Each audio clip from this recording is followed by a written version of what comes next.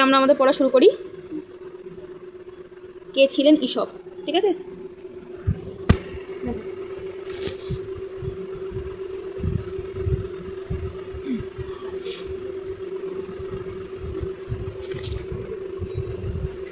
এই যে কে ছিলেন ঈশপ, এই গল্পটায় কিন্তু কোনো লেখকের নাম নেই। দেখো কোনো লেখকের নাম আছে, কিন্তু অন্য অন্য পড়ায় দেখো লেখকের নাম আছে, অন্য গল্প বা অন্য কবিতায় সব কে লিখেছেন তার নাম আছে। ঠিক আছে, কিন্তু এখানে নাম নেই, কারণ এই গল্পগুলো সাধারণত মানুষের মুখে মুখে প্রচলিত হতে হতে বইয়ের আকারে চলে এসেছে বা বইয়েতে ছাপা হয়েছে। ঠিক আছে, এগুলো আলাদা করে কোনো ব্যক্তি লেখেনি, মানুষের মুখে মুখে প্রচলিত ছিল। ঠিক আছে, আচ্ছা যাই হোক, এবার ঈশপের সম্পর্কে আমরা কিছু জানি। ঈশপ অনেক রকমের গল্প লিখেছেন। ঠিক আছে, তার ডিটেলস আমরা এক্ষুনি জানবো। চলো আলোচনা শুরু করি। ঈশপের নাম শোনেনি এমন মানুষ মনে হয় গোটা পৃথিবীতেই খুব বেশি নেই। তার কোনো না কোনো গল্প তোমরাও নিশ্চয়ই এর মধ্যে পড়ে বা শুনে ফেলেছো। এই যে একটা শেয়াল কিছুতেই আঙুর গুচ্ছে নাগাল না পেয়ে শেষে আঙুর ফল টক বলে চলে গিয়েছিল। কিংবা ধরো খরগোশের কচ্ছপের সেই গল্পটা, অহংকারী খরগোশ কচ্ছপের জেদ আর নিষ্ঠার কাছে দৌড় প্রতিযোগিতায় কেমন হেরে গিয়েছিল। অথবা সেই যে একটা রাখাল ছেলে মিছি বাঘ বলে চেঁচিয়ে যে লোকদেরও করতো, তারপর সত্যি একদিন ভেড়ার পালে বাঘ এসে পড়লো, তখন সেই ছেলেটার চিৎকার শুনেও কেউ বাঁচাতে এলো না। এসব গল্প যে ঈশপেরই তা তোমরা জানো। তাহলে এই যে এতগুলো গল্পের কথা আমরা বললাম, এগুলো সব কিন্তু ঈশপ লিখেছিলেন। দেখো আমরা ছোটবেলা থেকে এই সব গল্পগুলো শুনেছি। এই যে শিয়াল আঙুর ফল হাত বরাবরে পাততে পারছিল না বলে শেষে বলবো আঙুর ফল টক, এমনকি এগুলো কার্টুনের আকারেও আমরা দেখেছি, বলো ফোনে। কিন্তু এইসব গল্পগুলো আসলে কে লিখেছিল? সবগুলো ঈশপ লিখেছিল। ঠিক আছে, তারপর দেখো আর খরগোশের কচ্ছপে সেই দৌড় প্রতিযোগিতার যে গল্পটা, সেটাও আমরা শুনেছি, সেটাও কিন্তু ঈশপই লিখেছিলেন। আর একটা ওই যে বাঘ একজন রাখাল সবসময় চিৎকার করতে বলতো বাঘ এসেছে। আর যেদিন সত্যিকারে বাঘ করে সেদিনকার কোনো লোক এসে দেখেনি, কারণ আগে মানুষকে ঠকাতে বলে, তাই তো ভাবে এবার ঠকাচ্ছে। তো ওই সব গল্পগুলো কিন্তু এই ঈশপ নামের এই লোকটাই লিখেছেন। ঠিক আছে, তারপর দেখো, কিন্তু কথা হচ্ছে এমন চমৎকার সমস্ত গল্প যার রচনা, কে ছিলেন সেই মানুষটি? প্রাচীন গ্রিস দেশের এই মানুষটি ছিলেন একজন কৃতদাস। দেখো কৃতদাস বলতে আগেকার দিনে, এখন যেমন আমরা জিনিসপত্র কেনাবেচা করি, আগেকার দিনে মানুষ কেনাবেচা হতো। একজন মানুষ যদি গরিব হয় তাকে আর একজন কিনতে পারতো টাকা দিয়ে, যে আমি তোমাকে এত টাকা দিয়ে কিনছি। আর বিশেষ করে সেই মানুষটাকে যে লোকটা কিনলো টাকা দিয়ে, সে আবার অন্যজনের কাছে বিক্রি করতে পারতো। এখন হাটে গরু ছাগল জামা কাপড় খাবার দাবার পোশাক টোশাক করলে তখন হাটে মানুষকে কিনতো, এই মানুষটাকে বিক্রি করা হবে, বলো কত হবে। সেই মানুষটাকে কিনে নিয়ে তুমি তার সঙ্গে যা খুশি করতে পারো, তাকে মেরেও ফেলতে পারো, তার দিয়ে সারাদিন ইচ্ছা মতো খাটিয়েও নিতে পারো, তার চোখ তুলে নিতে পারো, তাকে তুমি যা খুশি তাই করতে পারো। তুমি শুধু কিছু টাকা দিয়ে সে মানুষটাকে কিনে নাও। তাহলে মানুষের জীবনের মূল্য তখন কিরকম ছিল বুঝতে পারছো? তো সেই রকম কৃতদাস ছিল এই লোকটি, এই সব। তাহলে ভাবো একজন কৃতদাস, মানে তার জীবনটার কোনো মূল্য ছিল না, লোকে ইচ্ছা মতো তাকে কেনাবেচা করতো। সেই মানুষটা এত সুন্দর সুন্দর গল্প আমাদের উপহার দিয়েছে, এত সুন্দর সুন্দর গল্প আমাদের জন্য তিনি লিখেছেন, কিন্তু তার বাস্তব জীবনটা কত দুঃখের কষ্টের ছিল ভাবো। তার চেহারা এমন কিছু আহামরি সুন্দর ছিল না, তা নিয়ে তাকে অনেক উপহাসও শুনতে হয়েছে। তবে মানুষ হিসাবে তিনি ছিলেন অতি জ্ঞানী, তার প্রমাণ আমরা পাচ্ছি। জ্ঞানী ছিলেন বলেই কিন্তু এত সুন্দর সুন্দর গল্পগুলো তিনি আমাদের উপহার দিতে পেরেছেন, তাই তো? সেই গল্পগুলো নিয়ে এখনকার যুগে কার্টুন পর্যন্ত তৈরি হচ্ছে। তারপর দেখো, তার আশেপাশে সমস্ত লোকজনের আচার ব্যবহার খুব খুঁটিয়ে লক্ষ্য করতেন তিনি, তারপর তাদেরই দোষ আর গুণ নিয়ে বানাতেন গল্প।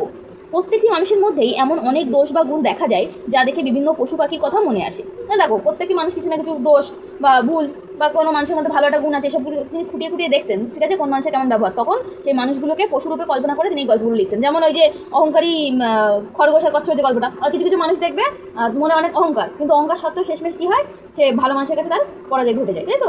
সেটাই খরগোশের কচ্ছপের গল্প। কচ্ছপ চেষ্টা করে গেছিল, কোনো অহংকার করেনি বলে, চেষ্টা করে গেছে বলে সে একদিন সফল হতে পেরেছে, কিন্তু খরগোশটা অহংকার করছিল, শেষমেশ সে হেরে গেল।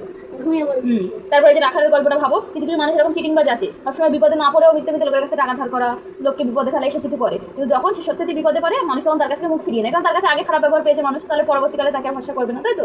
তাহলে এগুলো কিন্তু মানুষের বাস্তব ব্যবহার দেখেই তিনি এই গল্পগুলো লিখেছিলেন। ঠিক আছে, কোনো সমস্যা নেই তো। এই গল্পগুলো তাহলে কাদের দেখে, বাস্তবে তিনি পশুকে দেখে লেখেননি, তিনি মানুষের ব্যবহার আচরণ দেখে, মানুষকে পর্যবেক্ষণ করে এই গল্পগুলো পশুর আকারে বা পশুদের মধ্যে নিয়ে লিখেছেন। ঠিক আছে, পশু রূপ দিয়ে লিখেছেন। তারপর দেখো,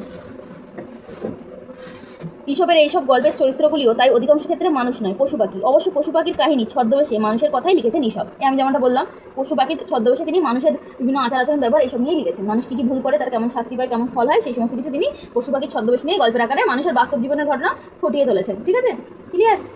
তারপর দেখো, ঈশপের প্রভু রাজা ক্রোসাস একবার কিছু টাকা দিয়ে তাকে ডেলফিতে পাঠান। ঈশপের প্রভু মানে হচ্ছে ঈশপকে যে কিনেছিল। ঠিক আছে, সেই রাজা কি করলেন, সেই রাজার নাম হচ্ছে ক্রোসাস। সেই রাজা কিছু টাকা দিয়ে ঈশপকে ডেলফি নামক একটা জায়গায় পাঠান। এই ডেলফি জায়গাটির পুরোহিতরা ছিল ভবিষ্যৎবাণীর জন্য বিখ্যাত, কিন্তু তারা ছিল বড় লোভী। এই ডেলফি অঞ্চলে যে পুরোহিতরা ছিল তারা মানুষের ভবিষ্যৎবাণী করতো, কিন্তু তারা খুব লোভী ছিল। ঠিক আছে, তারপর দেখো, তারা যত টাকা পায় ততই চায় আরও টাকা। তাদের এই অর্থলোভ দেখে ঈশপ গল্প বাঁধলেন একটি গল্প, আর সেই গল্পটি তিনি তাদের শুনিয়েও দিলেন। সেই যে একটা লোভী লোক, যার একটা সোনার ডিম পাড়া হাঁস ছিল, সেই হাঁস রোজ একটা করে সোনার ডিম পারতো, লোকটা ভেবেছিল রবিবার যে ভাবলো যে সোনার হাঁসটা ডিমের পেটে কি অনেক ডিম আছে, অনেক সোনার ডিম রয়েছে, সেই লোভে একদিন লোকটা হাঁসের পেটটা কেটে ফেললো না। সেই গল্পটা কিন্তু এইসব লিখেছিল। তাহলে কাদের দেখে লিখেছিল? ডেলফি অঞ্চলে লোভী, না এইসব কাদেরকে দেখে লিখেছিল? এইসব ডেলফি অঞ্চলে যে লোভী পুরোহিতরা ছিল, মানুষজন তাকে টাকা দিচ্ছে, ভবিষ্যৎ দেখার জন্য টাকা দিচ্ছে, কিন্তু তাও তাদের পোষাচ্ছে না, তারা যেন আরো বেশি টাকা হলে ভালো, এরকম একটা অবস্থা করে ফেলেছে। ঠিক আছে, তাদের দেখে এইসব এই গল্পটা লিখেছিল, এই সোনার হাঁসের গল্পটা। ঠিক আছে, সোনার ডিম দেওয়া হাঁসের গল্পটা। তাতে ফল এই হলো, রোজ যে একটা করে সোনার ডিম পেতো, তাও আর পেলো না। এরকম আরও অনেক গল্প বানিয়েছিল এইসব, সবই নীতি গল্প। নীতি গল্প মানে যে গল্পগুলো আমাদের কিছু না কিছু শিক্ষা দেয়। ঠিক আছে, তাহলে এইসব কিন্তু এই সমস্ত গল্পগুলো লিখেছিল। অর্থাৎ সেগুলি পড়ে শুধু যে গল্পের মজা পাওয়া যায় তা নয়, সেই সঙ্গে পাওয়া যায় খুব ভালো সব উপদেশ। সত্যি এই প্রত্যেকটা গল্পে দেখো শেষে কোনো না কোনো একটা উপদেশ আছে। যেমন লোভ করো না, ওই যে খরগোশ আর কচ্ছপের গল্পে যে অহংকার করো না, এসবগুলো কিন্তু উপদেশ একটা সুন্দর সুন্দর। ঠিক আছে, উপদেশ দিয়েছেন যে কখনো এরকমভাবে অহংকার করো না, তাহলে শেষে তোমারই পরাজয় হবে, তুমি চেষ্টা করে যাও সৎভাবে।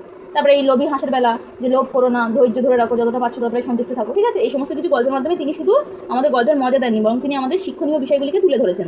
দয়া, মায়া, ভালোবাসা, সততা, কৃতজ্ঞতা, পরোপকার, শ্রদ্ধা, ভক্তি, এসবের এই যে সদ্গুণ আমাদের জীবনে কতটা জরুরি তা আমাদের মনে করিয়ে দেন ঈশব। ঈশবের গল্পের অনুবাদ হয়েছে পৃথিবীর নানা দেশে, প্রতি যুগের নিজস্ব ভাষায়। তাই সরাসরি অনুবাদ না করে অনেকে গল্পগুলিকে নিজের দেশের আর সময়ের উপযোগী করে একটু বদলেও নিয়েছেন। কিন্তু ঈশবের গল্পগুলির মূল্য তাতে একটুও কমেনি। মানবজাতির সবচেয়ে বড় শিক্ষকদের একজন এই মানুষটি ঈশব। তাহলে ঈশব সম্পর্কে সব বোঝা গেল। ঈশবের গল্প, ঈশব কিন্তু গ্রিসের লোক ছিল। ঠিক আছে, প্রাচীন যুগের লোক, আর গ্রিস অনেক দূরের একটা দেশ। ঠিক আছে, কিন্তু সেই গল্প সে আজ থেকে কত বছর আগেকার কাহিনী, সেই সমস্ত গল্প কী করা হচ্ছে এখন অবধি বিভিন্ন মানুষ ওই ভাষা থেকে, গ্রিসের যে ভাষাগুলো ছিল সেই ভাষা থেকে অনুবাদ করে, কেউ বাংলা, কেউ ইংলিশ, কেউ হিন্দি, যার এলাকার যেরকম ভাষা সেই ভাষায় গল্পগুলো অনুবাদ করে তারা প্রকাশ করছে মানুষকে এই শিক্ষণীয় গল্পগুলি তাদেরকে মানুষের কাছে পৌঁছে দেওয়ার জন্য। ঠিক আছে, তাহলে এইসবের সম্পর্কে সমস্ত ডিটেলস ক্লিয়ার, কোনো সমস্যা নেই তো?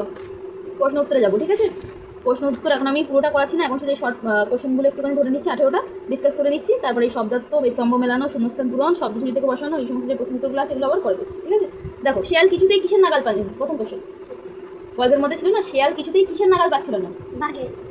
আঙুর বলে, আমি শুনতে যাবো। শিয়াল শেষে কি বলে চলে গেল? টপ